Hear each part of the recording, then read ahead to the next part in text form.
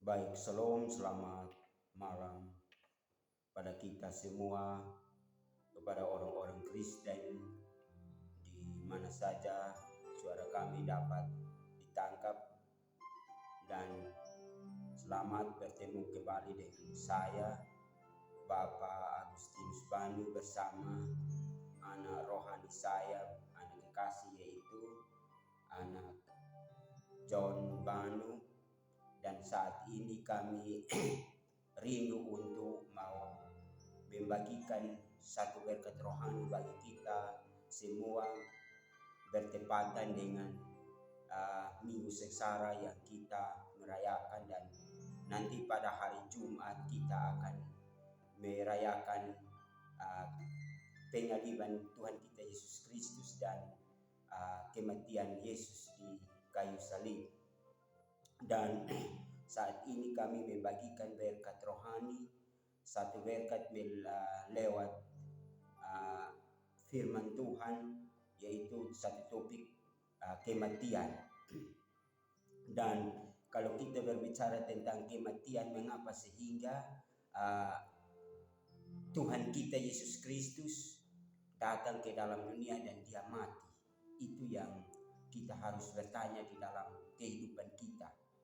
Ya, jadi kalau menyangkut dengan kematian Tuhan kita Yesus Kristus yang nanti kita merayakan pada hari Jumat nanti, itu maknanya memang sangat penting. Karena kita sebagai manusia, kita lahir untuk hidup. Tetapi Tuhan kita Yesus Kristus, dia lahir untuk mati, atau dia datang ke dalam dunia untuk mati. Maka saat ini kami mau membahas mengapa sehingga dia datang dan mati. Ya, jadi dia datang dan mati itu menyangkut dengan dia membebaskan atau menebus kita dari segala dosa kita. Karena kita sebagai manusia, kita adalah orang berdosa. Kita adalah orang berdosa, dan pada waktu penciptaan, Tuhan menciptakan manusia di Taman Eden, yaitu Adam dan Hawa. Mereka adalah Tuhan menciptakan mereka, tetapi mereka jatuh ke dalam dosa. Dan kalau mereka jatuh ke dalam dosa, maka Adam adalah perwakilan kita sebagai manusia. Maka kalau Adam melakukan dosa, kita semua orang berdosa. Dan upah dosa ialah kematian atau maut. Ya, maka itu hal mati itu pada waktu, kata mati pada waktu terjadi di Taman Eden, yaitu pada waktu mati itu, kata mati itu pada waktu Adam dengan Hawa jatuh ke dalam dosa, dan mereka jatuh ke dalam dosa, maka terjadilah kematian, yaitu pada waktu mereka memetik buah pohon yang dilarang Tuhan. Maka untuk itu kita bisa lihat satu ayat di dalam Kejadian 2 ayat yang ke-17. Mungkin saya persilakan anak John untuk membacakan bagi kita semua. Kejadian 2 ayat 17. Tetapi pohon pengetahuan tentang yang baik dan yang jahat itu janganlah kau makan buahnya, sebab pada hari yang kau memakannya pastilah engkau mati. Ya, jadi Kejadian 2 ayat yang 17 itu hal mati terjadi pada waktu itu. Tetapi pada waktu Adam dengan Hawa mereka memetik buah pohon yang dilarang Tuhan di Taman Eden, mereka, ayat itu bilang pada waktu mereka memakannya pastilah mereka mati. Tetapi kenyataannya Adam tidak mati.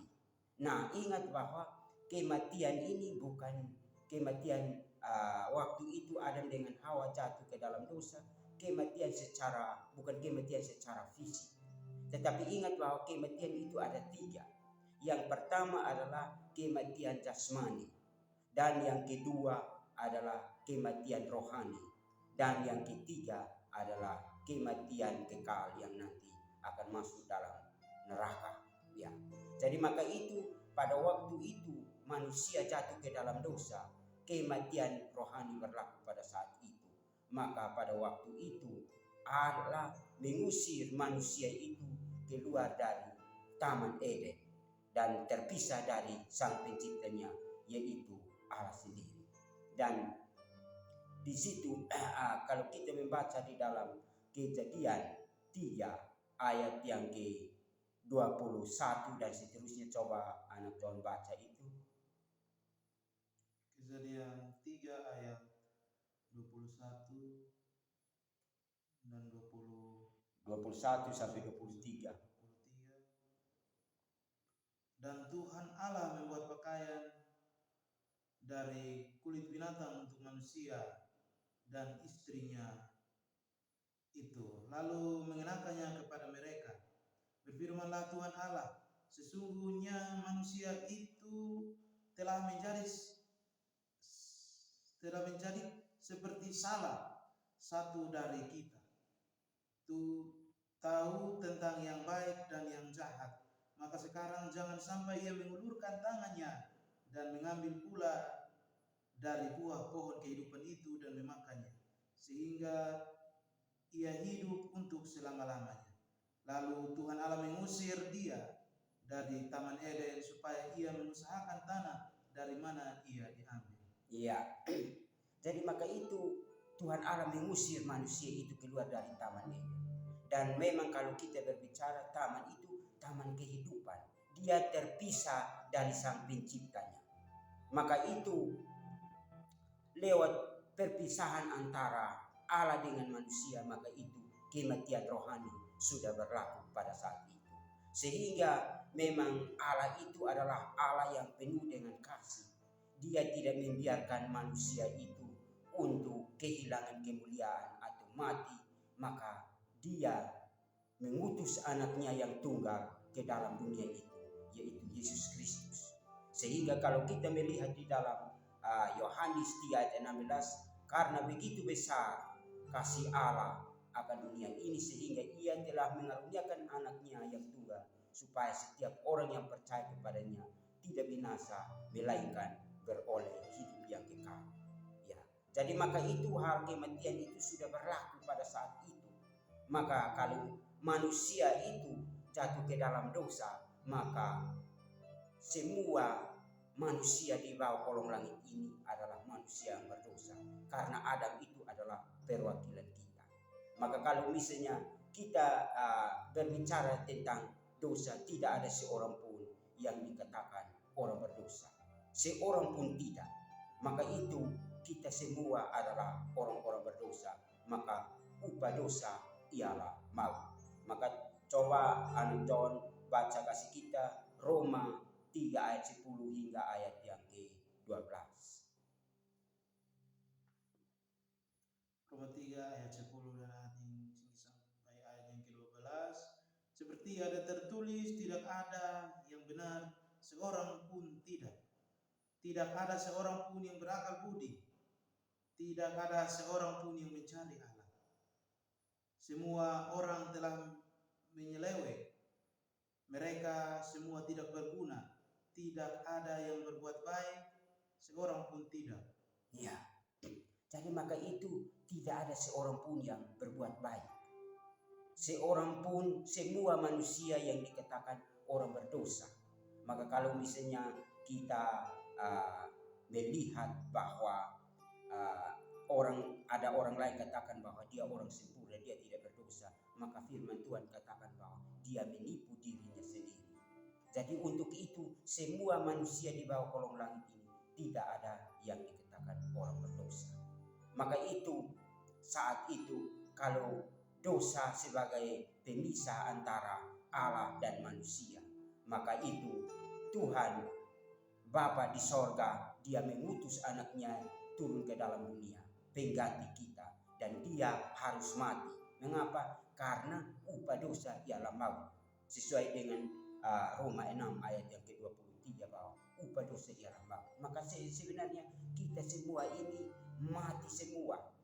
Tetapi karena memang Tuhan kita Yesus Kristus Tuhan yang luar biasa, sehingga dia datang dan menggantikan kita. Dan nanti pada hari Jumat kita akan merayakan kematian Tuhan kita Yesus Kristus di atas kayu salib untuk menebus kita. Ya, jadi maka itu kalau misalnya barang siapa yang tidak percaya Yesus, maka dia tanggung sendiri dia punya dosanya. Ya, jadi maka itu Bapak Mama Saudara sekalian yang dikasihi Tuhan kita Yesus Kristus, walaupun keyakinan dari agama lain mereka tidak percaya Yesus mati dan bangkit, mereka tidak percaya itu. Tetapi kita orang Kristen juga ada Kristen sejati dan ada Kristen KTP. Kristen sejati mereka percaya bahwa Yesus datang ke dalam dunia dan menebus kita dari dosa, yaitu dia mati di atas kayu salib untuk menebus kita. Jikalau misalnya Yesus tidak mati di atas kayu salib, maka kitalah yang akan menanggung kematian itu. Nah, pada waktu Yesus mati di atas kayu salib, dia itu menanggung kematian kita, baik kematian jasmani, kematian rohani, dan kematian yang kekal, yaitu dalam neraka. Ya, kematian jasmani itu yaitu pada waktu dia menyerahkan seluruh rohnya, dia menyerahkan rohnya kepada Bapanya yang di sorga. Ya Bapa, ke dalam tanganmu aku serahkan rohku. Jadi dia punya menyerahkan rohnya dan dia mati. Dan pada waktu dia di atas kayu salib juga dia menanggung kematian kekal, yaitu waktu dia menanggung kematian kekal, yaitu dia dikatakan aku haus. Nah, aku haus itu adalah dia menantikan kematian kekal pada waktu di atas kayu salib. Karena pada waktu kisah antara Lazarus dan orang kaya di dalam neraka, maka dia katakan, aku sangat kesakitan dalam nyala api ini. Ya, jadi Bapak Abraham suruh Lazarus datang mencelupkan jarinya ke dalam air dan menginjukkan lidahku, sebab aku sangat kepanasan dalam api di tempat ini. Ya, tapi memang itu adalah neraka, maka Yesus tanggung itu juga. Ya, jadi maka itu kalau kita melihat kematian rohani juga pada waktu Yesus katakan Eloi Eloi lama sabachthani, ya Bapakku mengapa engkau meninggalkan aku. Jadi dia tanggung 3 kematian di atas kayu salib. Jadi maka itu bagi siapa yang percaya kepada Tuhan kita Yesus Kristus, dia memperoleh kehidupan yang kekal. Hanya satu-satunya penebus kita, yaitu Yesus Kristus. Karena Yesus katakan di dalam misalnya di dalam Yohanes 14 ayat yang ke-6, coba bacakan itu. Yohanes 14 ayat yang ke-6. Kata Yesus kepadanya, aku telah jalan dan kebenaran dan hidup. Tidak ada seorang pun yang datang kepada Bapa kalau tidak melalui aku. Itu hanya satu jalan saja. Maka Yesus katakan di Yohanes 14 ayat yang ke-6, akulah jalan dan kebenaran dan hidup. Tidak ada seorang pun yang datang kepada Bapa kalau tidak melalui aku. Jadi maka itu Bapak Mama Saudara sekalian, Yesus ini satu-satunya. Ya, tidak ada duanya, dia hanya satu saja. Allah menyuruh atau mengutus anaknya turun ke dalam dunia untuk menebus kita dari segala dosa kita. Dan dia satu-satunya. Jadi kalau siapa tidak percaya dia, maka dia menanggung dosanya dan dia akan mati dalam neraka. Karena dia datang untuk mati menebus kita. Ya. Jadi keselamatan, maka saat ini biasanya kita berbicara tentang ayat itu, orang katakan, oh itu Yesus hanya datang untuk orang Kristen saja, bukan datang untuk seluruh umat manusia. Karena banyak keyakinan di dalam dunia ini, jadi masing-masing ikut ini. Maka yang disebut paham pluralisme. Kalau paham pluralisme, semua agama di dunia ini baik semua dan ada jembatannya masing-masing. Tetapi saya mau kasih tahu bahwa Yesus hanya satu-satunya jalan menuju kepada Bapa di sorga, seperti tadi ayat yang dibacakan oleh anak rohani saya, anak John yang membacakan itu. Dan sekarang kita juga coba kita membaca satu ayat juga di dalam Kisah 4 ayat yang ke-12.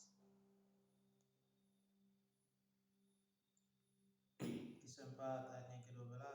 Dan keselamatan tidak ada di dalam siapapun juga selain di dalam Dia.